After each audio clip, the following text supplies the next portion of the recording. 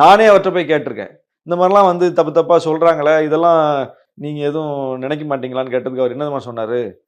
ஒரு ஒரு கன்னுக்குட்டிய வந்து ஒரு நீளமான கயிறுல கட்டி போட்டிருக்கேன் நானு. அது அங்கங்கேயே போய் அப்படியே சுத்திட்டு திரும்ப அது இங்க வந்துரும் அப்படின்னு சொன்னாரு. அவ்வளவுதான். அப்போ நாங்க யார பார்க்கிறோம், எங்க போறோம், என்ன பேசுறோம், இதெல்லாம் பார்த்துக்கிட்டு இருக்கிறது வந்து ஒரு தலைமைக்கு அழகும் கிடையாது. எங்க தலைவர் அதை செய்யவும் மாட்டாரு. அந்த பாண்டிங் தான் எங்களுக்கும் அவருக்கும்.